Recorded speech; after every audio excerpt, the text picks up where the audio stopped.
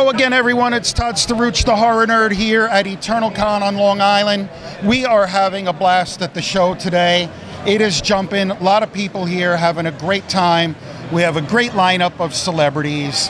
And speaking of great lineup, I have the pleasure of standing here with the Childlike Empress herself from the Neverending Story, Tami Stronach. Tammy, how are you? Hello. Hi, I'm good. How are you? I am doing great. Excellent. I always have fun at these things. Like I always say, I'm just a fan who gets to do some cool stuff, like speak to you. So, how's the weekend been for you so far? It's been great. It's been really fun seeing all the costumes and talking to people, and I always enjoy hearing people's stories. Today, there's been a slew of what did Bastian call out? Was it Audrey? A variety of different names. It's Moonchild, right? You got it. Right. You got it. Yes. Right, but that was a subject of debate for a long time. Yeah. So, okay, fantastic. So, this is a question I always like to ask. We're going on almost 40 years for this movie. True. Does it surprise you that people still have such an attachment to it and that they line up to meet you? Yes, absolutely. I don't think anybody can predict how something will resonate with people or its sticking power, and it's totally remarkable that it still speaks to people, and I love it. I feel so grateful to have lucked into this amazing story. So tell us about that. How did you come about your role in the movie? So I was a theater kid. I loved acting and dancing, and I was just at a school for acting at Amata, and the casting agent for the film happened to be friends with my acting teacher. And so she came to visit her for lunch and happened to see me in class and was like, do you want to maybe come audition for this thing? And I didn't know what it was. I thought it was like just another small play in the Bay Area. Like, I really didn't know what I was auditioning for. And that's what happened. Now, I talked to your cohort, Noah, for a couple of times, and he tells some crazy stories about the filming of the movie. But your role is a little more sedate, if we will. But my role is very sedate. I was like meditating. Right. Nothing could happen to me. I was sitting on a pillow. Yes. So in the wake of that, I mean, it took some time, I think, for it to really achieve the status that it came to.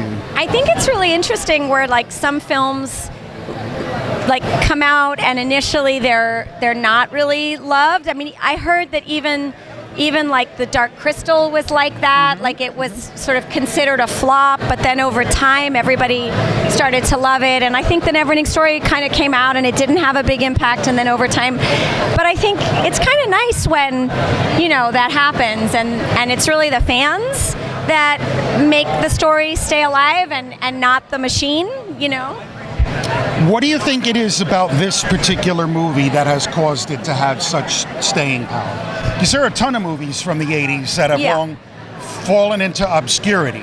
I mean, I know that Michael Ende, who wrote the book, didn't like the movie, and obviously that's sad, but I have to give him credit. He came up with the most amazing story, and I think, honestly, the fact that the world that he built was so complete and full of light and dark and just so rich. It's Michael Ende. Do you have a favorite memory or anecdote or story from the film? Yeah, I have a funny story. So I've told this before, but I lost my canines right before filming, and Wolfgang was very, very upset because Empress with missing teeth just wasn't cutting it. So I had to go to the dentist for 2 weeks, and they built these enormous dentures that went over my existing teeth and then like filled in the canines, and I lisped with them. And so I had to like learn how to speak around these. And if you look at my teeth in the first scene, they're like enormous. They're not kid teeth. I have go look, to see go that look. Now. and then never noticed that. They grew enough that I could take the dentures out for the second scene. But Wolfgang was like, you can't open your mouth. Like, you can't. So I have to smile really little. That's my story. That is a great story, and now I am immediately going to go home. Go look at the teeth. I'm going to watch that scene. Yeah. And I'm never going to not think about this conversation. So thank you for that. Yeah, thank you. So what are you up to these days? Tell us about yourself. So I just finished a film called Man and Witch, The Dance of a Thousand Steps, which I produced, and I'm starring in with my husband, Greg Steinbrunner. He wrote it, and we filmed it in Scotland. And now we're looking at distribution, and we're hoping for a limited theatrical release in the fall. We'll be at some festivals, and if people want to know about it, we want to tell people about it.